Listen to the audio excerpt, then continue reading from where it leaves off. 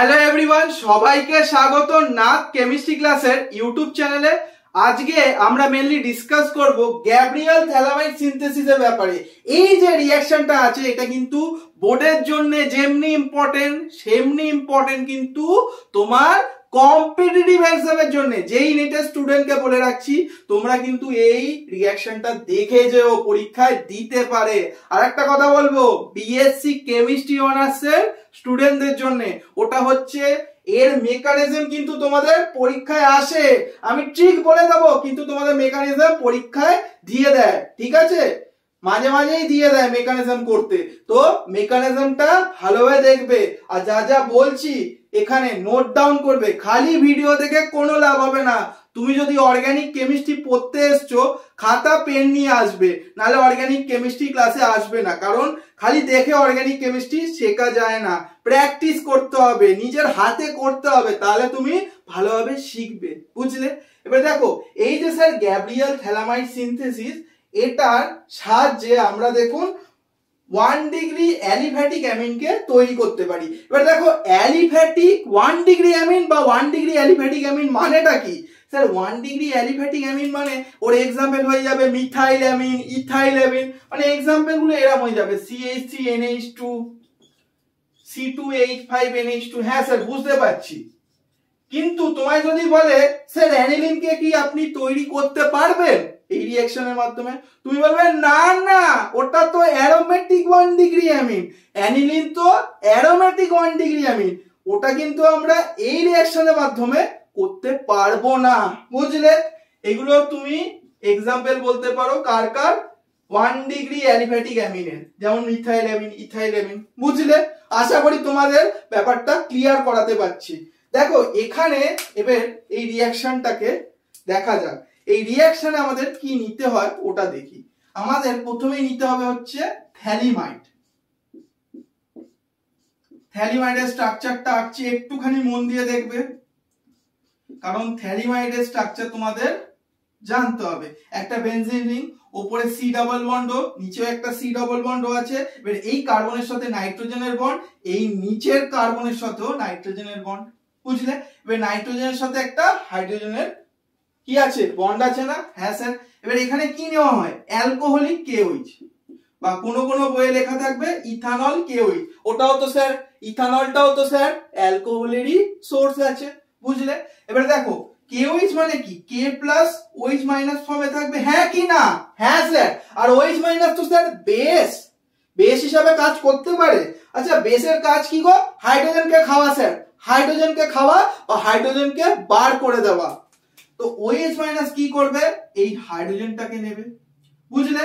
একটুখানি না, এই হাইড্রোজেনটাকে আমি খুলে দিচ্ছি, একটুখানি দাঁড়িয়ে যাও সবাই, ভালোভাবে তোমাদের দেখানোর জন্য একটু হাইড্রোজেনটাকে খুলে দিচ্ছি। দেখো এই হাইড্রোজেনটাকে এই OH মাইনাস বেসটা নিল, তার মানে এখানে কি হবে? নাইট্রোজেনের দিকে স্যার ইলেকট্রন ডেনসিটিটা চলে যাবে, নাইট্রোজেনের দিকে চলে যাবে।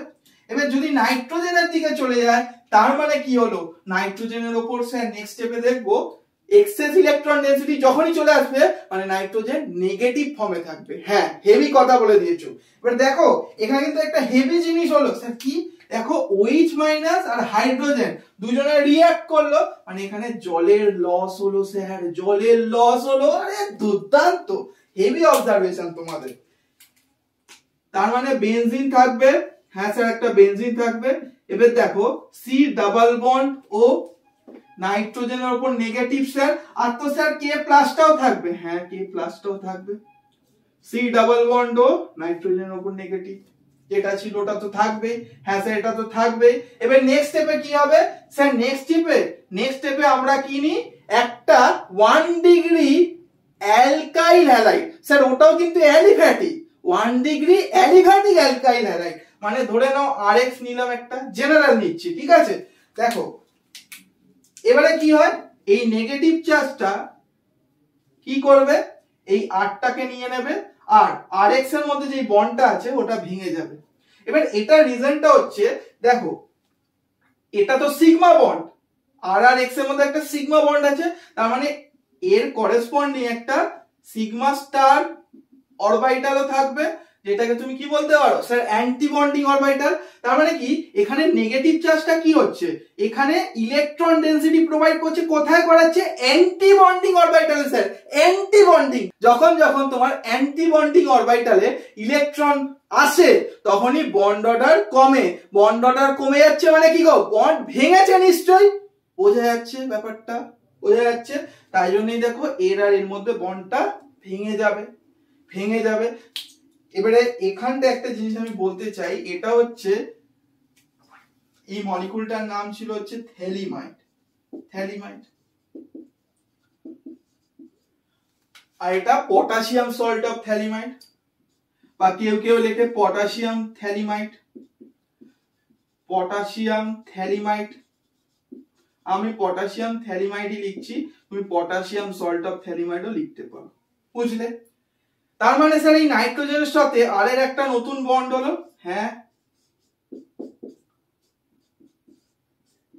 এন, দেখো এই আটটা ছিল, সি ডাবল বন্ড ও এই সিস্টেমটা তৈরি হবে। এটার নাম কি, এন অ্যালকিল, এন অ্যালকিল বলতে পারো বা এন অ্যালকাইল থ্যালিমাইড, কারণ একটা অ্যালকাইল গ্রুপ যুক্ত হয়ে গেছে এখানে, আটটা তো যে কোনো অ্যালকাইল গ্রুপ হবে, বুঝতে পারছো। তো এন অ্যালকাইল বা এন অ্যালকিল থ্যালিমাইড বলতে পারো, এটা তৈরি হলো। এবার নেক্সট স্টেপে কি হয়, নেক্সট স্টেপটা কিন্তু ভালোভাবে দেখো, OH মাইনাস তো আছে, এবার OH minus as a base কাজ করতে পারবে না, কারণ এখানে অ্যাসিডিক প্রোটনই তো নেই, তো কি করবে অ্যাজ আ নিউক্লিওফাইল কাজ করে দেবে, নিউক্লিওফাইল কাজ করে দেবে, হ্যাঁ স্যার, কারণ দেখো এ তো নিউক্লিওফাইল আর কার্বন তো ইলেকট্রোফিলিক সেন্টার স্যার, হ্যাঁ এ তো বড় লোক আর এ তো গরিব, কাকে দেবে এই নেগেটিভ চার্জটা গিয়ে এই কার্বনে অ্যাটাক করবে, কারণ কার্বনকে ইলেকট্রন দিলে ভালো হয় স্যার, তো কার্বন এর ওপর অ্যাটাকটা করলো, কে করলো এই নিউক্লিওফাইলটা করলো। এবার কার্বন অক্সিজেনের মধ্যে যে পাই বন্ডটা আছে ওটা ভেঙে যাবে, ভেঙে যাবে, আর ইলেকট্রন ডেনসিটিটা মেইনলি অক্সিজেনের দিকে আসে। এবার অক্সিজেনের উপর যদি ইলেকট্রন ডেনসিটি চলে আসে মানে ও মাইনাস ফর্মে থাকবে। এবার কি হয় নেক্সট স্টেপে, ও মাইনাস পুশ ব্যাক করে, ঠিক আছে আমি একটা স্টেপেই দেখাচ্ছি, ও মাইনাস পুশ ব্যাক করবে, তখন এই কার্বন আর নাইট্রোজেনের মধ্যে যে বন্ডটা আছে ওটা ভেঙে যায়, আর ইলেকট্রন ডেনসিটিটা কোথায় যাবে নাইট্রোজেনের দিকে, কারণ কার্বন আর নাইট্রোজেনের মধ্যে কে বেশি ইলেকট্রোনেগেটিভ, অবভিয়াসলি স্যার নাইট্রোজেন, তাই জন্য নাইট্রোজেনের দিকেই নেগেটিভ চার্জটা স্টেবল হবে, তাই যাবে, স্টেবল হবে তাই যাবে, বুঝতে পারছো তো, হ্যাঁ স্যার বোঝা যাচ্ছে। তার মানে এখানটায় বেনজিন রিংটা তো থাকবেই, বেনজিনটা থাকবেই, সি ডাবল বন্ড ও হবে, এখানে এন মাইনাস আর এখানে একটা আর থাকবে।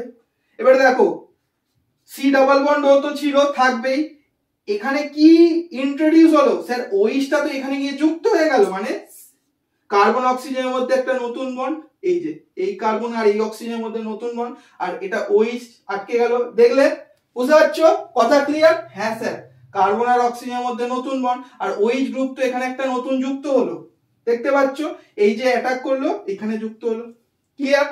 এবার নেক্সট স্টেপটা দেখো কি হতে চলেছে, এবারে দেখো এই যে নাইট্রোজেনের উপর নেগেটিভ চার্জটা আছে ও কি করবে, ও নেক্সট স্টেপে এই হাইড্রোজেনটাকে নিয়ে নেয়, এই নেগেটিভ চার্জটা কি করবে এই হাইড্রোজেনটাকে নিয়ে নেবে, তার মানে অক্সিজেনের ওপর নেগেটিভ চার্জটা চলে আসবে। এবার কেন হলো, কারণ হচ্ছে অক্সিজেনের ওপর নেগেটিভ চার্জটা বেশি স্টেবল উইথ রেসপেক্ট টু নাইট্রোজেনের ওপর, কারণ অক্সিজেন তো বেশি electronegative with respect to nitrogen sir, হ্যাঁ তার মানে এই স্টেপটার নাম কি গো, এই স্টেপটার নাম হচ্ছে স্যার ইন্ট্রামলিকুলার প্রোটন ট্রান্সফার। হ্যাঁ একটা মলিকুলের মধ্যেই তো হাইড্রোজেনটা ট্রান্সফার হলো, একটাই মলিকুলের মধ্যে, যদি এটা অন্য মলিকুলে হতো তাহলে কিন্তু দুটো যদি আলাদা মলিকুলে হতো তখন কিন্তু ইন্টার মলিকুলার বলতেন, হ্যাঁ গো তোমরা কিন্তু ভালো বুঝেছো, যেহেতু একটাই মলিকুলের মধ্যে হাইড্রোজেনটা ট্রান্সফার হলো এটার নাম হচ্ছে ইন্ট্রামলিকুলার, ইন্ট্রামলিকুলার প্রোটন ট্রান্সফার বা H+ ট্রান্সফার বলতে পারো, প্রোটন মানে তো H+, হ্যাঁ স্যার। তার মানে এখানে কি হবে বেনজিন, বেনজিন এখানে হবে সি ডাবল বন্ড ও, নাইট্রোজেনের সাথে একটা হাইড্রোজেন নতুন আটকে যাবে, তার মানে NH4 হয়ে যাবে, আর নিচে সি ডাবল বন্ড ও মাইনাস, বুঝে গেলে? হ্যাঁ স্যার বুঝে গেলাম। নেক্সট স্টেপে কি হবে স্যার? নেক্সট স্টেপে না আবার ওই OH মাইনাস যেটা আছে অ্যাজ আ নিউক্লিওফাইল অ্যাটাক করে দেবে। কোথায় করবে ওই অ্যাটাকটা স্যার? কোথায় করবে অ্যাটাকটা? অ্যাটাকটা এবারে করবে এই কার্বনটায়। ঠিক আছে, সেম হবে। কি হবে সেম স্যার? কার্বন অক্সিজেনের মধ্যে এই পাই বন্ডটা ভাঙবে, অক্সিজেনের উপর নেগেটিভ চার্জটা আসবে, ওটা পুশব্যাক যখন করবে এই কার্বন নাইট্রোজেনের বন্ডটা ভেঙে যাবে। ভেঙে যাবে, বুঝলে স্যার? ভাঙাবো গড়ার খেলা চলছে। হ্যাঁ এখানে তো দেখো খালি বন্ড মেকিং আর বন্ড ব্রেকিং চলছে। তার মানে সি ডাবল বন্ড ও, আর এইখানে এই কার্বনের সাথে OH একটা আটকে যাবে, আর নিচে কি থাকবে? সি ডাবল বন্ড ও মাইনাস, আর এখানে কি বেরিয়ে যাবে? আর NH হয়ে যাবে। দেখো আর NH, এবারে ভালোভাবে যদি দেখো আর NH তো হবেই। এবার নাইট্রোজেনের উপর দেখো ইলেকট্রন ডেনসিটি শিফট হয়েছে, মানে এর উপর একটা নেগেটিভ চার্জ আসবে। স্যার নাইট্রোজেনের দিকে তো ইলেকট্রন ডেনসিটি শিফট হয়ে গেছে, তার মানে নাইট্রোজেনের উপর নেগেটিভ চার্জ থাকবে। হ্যাঁ এবার কি হবে স্যার? এবার হচ্ছে আপনার এই হাইড্রোজেনকে না একটু খুলে দেখাচ্ছি, মেকানিজম গুলো ভিজুয়ালাইজ করানোর জন্য এত আমি তোমাদের ডিটেলে বোঝাচ্ছি। দেখো এই নেগেটিভ চার্জটা এবার এই হাইড্রোজেনটাকে নিয়ে নেয়, অক্সিজেনের উপর ইলেকট্রন ডেনসিটি চলে যাবে, মানে অক্সিজেনের উপর নেগেটিভ চার্জ চলে আসবে স্যার, চলে আসবে। তার মানে আপনি এখানে কি পাবেন? এখানে হচ্ছে বেনজিন সি ডাবল বন্ড ও মাইনাস, আর এটা ও মাইনাস।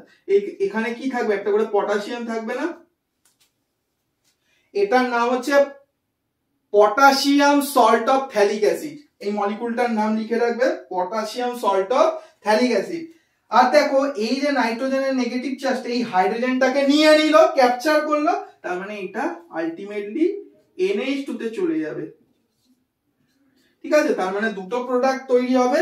কিন্তু আমরা প্রথমে কি বলেছিলাম স্যার? এই রিঅ্যাকশনের মাধ্যমে আমরা 1 ডিগ্রি অ্যালিফ্যাটিক অ্যামিনকে তৈরি করতে পারি।